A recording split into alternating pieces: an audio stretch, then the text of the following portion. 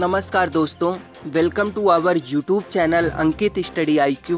आज के इस वीडियो में मैं आप सभी लोगों को 27 जुलाई 2020 के जितने भी इम्पॉर्टेंट करंट अफेयर्स के न्यूज़ होंगे उन सारे न्यूज़ को मैं आप लोगों के सामने डिस्कस करूंगा। तो इसलिए वीडियो को अंत तक ज़रूर देखिए, क्योंकि सारे के सारे न्यूज़ सभी गवर्नमेंट एग्ज़ाम के लिए बेहद ही खास हैं। तो आइए शुरू करते हैं आज के पहले मोस्ट इम्पॉर्टेंट न्यूज़ के साथ। अभी हाल ही में भारत का मातृ मृत्यु अनुपात यानी कि MMR 2016-18 में 7.4% से कम हो गया है, लेकिन यह अभी भी विश्व स्वास्थ्य संगठन यानी कि WHO द्वारा निर्धारित सतत विकास लक्ष्य से लगभग 2 गुना है।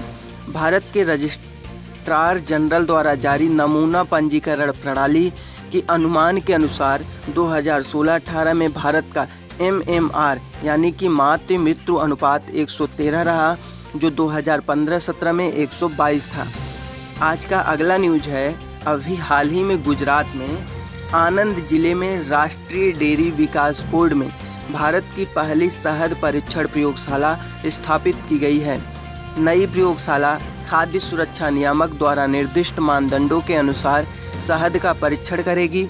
शहद की शुद्धता, मिलावट, रासायनिक पदार्थों, अवशेषों, भारी धातुओं या एंटीबॉडी की जांच की जा सकती है। उच्च गुणवत्ता शहद निर्यात को बढ़ावा देगा और किसानों को बेहतर दर सुनिश्चित करेगा। अगला न्यूज़ है, अभी हाल ही में हर वर्ष 25 जुलाई को विश्व IVF दिवस मनाया जाता है। यह बांझपन के उपचार में इन विट्रो फर्टिलाइजेशन तकनीकी के सार और महत्व का प्रतीक है। अब 25 जुलाई को IVF दिवस मनाया जाता है, तो यहाँ IVF जो टर्म आया है उसका मतलब है इन विट्रो फर्टिलाइजेशन। 39 वर्ष पहले विश्व को अपने पहला टेस्ट ट्यूब बेबी से मिला था, जब लुइस ब्राउन का जन्म बॉर्न हॉल में IVF तकनीक के जरिए हुआ था। अगला न्यूज़ है, अभी हाल ही में इंडियन सुपर लीग को प्रतिष्ठित वर्ल्ड लीग्स फोरम यानी कि WLF में शामिल किया गया है। यह पेशेवर फुटबॉल लीग का संघ है, जिसमें प्रीमियम लीग, ला लीगा और बुंडेसलीगा शामिल है। यह WLF में शामिल होने वाला दक्षिण एशिया का 7वां और एशिया का पहला लीग बन गया है। अगला न्यूज़ है, अभी हाल ही में माइक्रो फाइनेंस इंस्टीट्यूशंस नेटवर्क यानी कि MFIN ने घोषणा की है कि आलोक मिश्रा 1 अगस्त 2020 से इसके मुख्य कार्यकारी अधिकारी और निदेशक का पदभार संभालेंगे। मिश्रा वर्तमान में MDI गुड़गांव में सार्वजनिक नीति और शासन के प्रोफेसर और अध्यक्ष हैं। वे वर्तमान CEO हर्ष श्रीवास्तव से पदभार संभालेंगे, जिन्होंने MFIN में 2 वर्ष से अधिक समय के बाद पद त्याग का फैसला किया है। अगला न्यूज़ है, अभी हाल ही में कर्नाटक मंत्रिमंडल ने कर्नाटक डिजिटल अर्थव्यवस्था मिशन के गठन को मंजूरी दे दी है।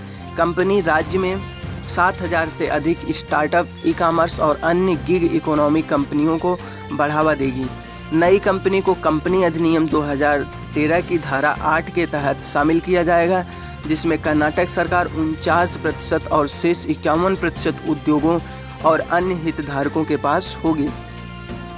अगला न्यूज़ है, अभी हाल ही में गेल इंडिया लिमिटेड और कार्बन क्लीन सॉल्यूशंस लिमिटेड ने भारत में संपीड़ित बायोगैस मूल्य श्रृंखला में परियोजना विकास के अवसरों की खोज के लिए एक समझौता ज्ञापन पर हस्ताक्षर किए हैं। समझौता ज्ञापन के उद्देश्य की बात करें तो इसका उद्देश्य CBG परियोजनाओं पर संयुक्त रूप से काम करके दोनों कंपनियों के बीच घनिष्ठ रणनीतिक साझेदारी का निर्माण करना है। अगला न्यूज़ है, अभी हाल ही में राजस्थान सरकार अब जयपुर में उच्च संक्रामक कोरोना वायरस रोग से संक्रमित लोगों के लिए राज्य का पहला प्लाज्मा बैंक शुरू करने की योजना बना रही है। बैंक की स्थापना शहर के सवाई मानसिंह अस्पताल में की जाएगी। अगला न्यूज़ है, अभी हाल ही में 14 लाख करोड़ रुपए से अधिक की रिकॉर्ड ऊंचाई पर पहुंची बाजार पूंजीकरण के बाद रिलायंस इंडस्ट्रीज एक्सन नोबेल को पछाड़ते हुए विश्व की दूसरी सबसे मूल्यवान ऊर्जा कंपनी बन गई है। शेयर बाजार के आंकड़ों के अनुसार यह अब वैश्विक स्तर पर 46वें नंबर पर है। अगला न्यूज़ है, अभी हाल ही में बैंक ऑफ बड़ौदा ने अपने सभी ग्राहकों के लिए एक डिजिटल सेल्फ असिस्टेड ऑनलाइन बचत खाता Insta click saving account launch किया है। बैंक का इंस्टा क्लिक बचत खाता ग्राहकों के लिए घर से प्राप्त करने योग्य डिजिटल पेशकश करेगा। अगला न्यूज है, अभी हाल ही में भारत में 2030 तक स्वच्छ स्रोतों से स्थापित बिजली उत्पादन क्षमता का लगभग 60% होगा। अक्षय ऊर्जा क्षमता 2030 तक 510 गीगावाट को छूलेगी, जिसमें 60 गीगावाट जल विद्युत भी शामिल होगा।